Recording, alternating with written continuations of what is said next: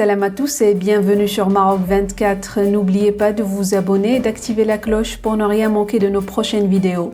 Aujourd'hui, le mercredi 7 juin 2023, on va partager avec vous la dernière chronique de Hassan Alaoui, l'éminent journaliste et directeur de publication de Maroc Diplomatique, dans laquelle il déconstruit habilement l'orchestration médiatique algérienne, transformant l'admission routinière de l'Algérie comme membre non permanent du Conseil de sécurité de l'ONU en une célébration triomphale bien au-delà de sa signification réelle. Je vous laisse avec la chronique de Hassan Alaoui. Avec un irascible acharnement et le déploiement inouï d'un furieux lobbying, l'Algérie vient d'être admise ce mardi 6 juin comme membre non permanent au sein du Conseil de sécurité des Nations Unies pour l'année 2024 à 2025. Inutile de dire que la junte au pouvoir n'aura de cesse de jubiler, de gesticuler et de le crier sur tous les toits. Pourtant, il convient de souligner que ce n'est pas une victoire ni un succès, ni même l'effet d'une bataille que les turiféraires d'Alger pourraient mettre en exergue, mais la résultante d'un processus réglementaire, je dirais procédurier du Conseil de sécurité. C'est tout simplement la loi de la rotation. Autrement dit, elle a été élue ni plus ni moins sur la base de la fameuse rotation inscrite dans la Charte des Nations Unies, permettant chaque année l'élection des nouveaux membres de l'ONU auprès des 5 membres permanents du Conseil, que sont les États-Unis, la France, la Grande-Bretagne, la Chine et la Russie. L'élection tournante incorpore en effet chaque année quelques membres qui effectivement prennent part aux travaux du Conseil, mais qui n'ont aucun droit au vote décisif. Il a été donc précisé que 5 membres non permanents du Conseil de sécurité de l'ONU ont été élus ce mardi 6 juin pour un mandat de 2 ans, qui débutera en janvier 2024. Un siège au Conseil permet de participer au début et au vote de l'instance, mais sans le droit de veto, réservé aux membres permanents. Pour le mandat 2024 à 2025, 5 sièges ont été disponibles. 2 pour le groupe africain, 1 pour l'Asie-Pacifique, 1 pour l'Amérique latine et 1 pour l'Europe.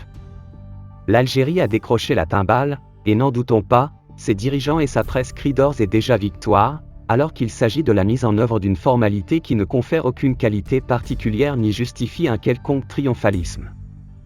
Il est vrai en revanche que la junte militaire a besoin de légitimité extérieure pour calmer l'irrépressible attente du peuple algérien. Il convient de rappeler que dans le cadre de la réglementation tournante du Conseil de sécurité, le Royaume du Maroc sera à son tour élu au cours de l'année 2028 à 2029, en qualité de membre non permanent de ce même Conseil. Or, si l'on s'en tient à ce délirant cortège des propagandistes algériens sur cette élection au Conseil de sécurité, et notamment au sujet de la vision que ces derniers n'ont de cesse de fabriquer, l'Algérie compte jouer l'élément déstabilisateur dans la région du Maghreb. Autrement dit, le pays qui va imposer ce qu'on appelle pudiquement un aggiornamento, le faiseur d'ordre, les pressions et les pétrodollars étant l'irréductible défenseur du Polisario. En d'autres termes, la conquête du poste de membre non permanent au Conseil de sécurité, essentiellement tourné contre le Royaume du Maroc, n'aura d'autre objectif que de combattre diplomatiquement et financièrement parlant ce dernier, et d'imposer les stipendiés du Polisario. Une campagne similaire est engagée, rappelons-le, au niveau des BRICS, qui constitue l'autre fantasme anti-marocain de la junte algérienne. C'est peu dire, en effet, que cette vision suicidaire se heurtera à coup sûr, non seulement aux membres permanents du Conseil de sécurité, qui ont à cœur de voir se régler le dossier du Sahara marocain, sur la base des 18 résolutions pertinentes votées par le même Conseil de sécurité de l'ONU depuis avril 2007, mais de la communauté mondiale et tous les gouvernements qui soutiennent mordicus le règlement de ce dossier par la voie politique. Le Conseil de sécurité par ses dernières résolutions a désigné officiellement un représentant du secrétaire général de l'ONU en la personne de Staffan de Mistura, comme émissaire spécial au Sahara marocain, lequel a lancé vainement et presque désespérément des invitations non moins officielles pour la tenue de tables rondes à Genève, réunissant les pays protagonistes que sont le Maroc, l'Algérie, la Mauritanie et bien entendu le mouvement fantoche du Polisario.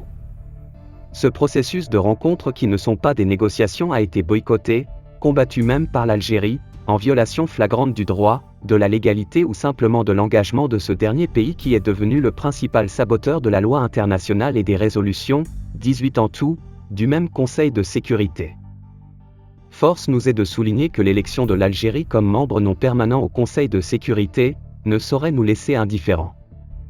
Elle s'emploiera de toute évidence à nuire davantage à notre pays, à mobiliser ses forces du mal contre le Maroc, à déployer sa stratégie destructrice partout où elle le peut, ses campagnes mensongères, le peu d'amis qu'elle a encore, acheté rubis sur l'ongle, enfin soumis au chantage du gaz et du pétrole.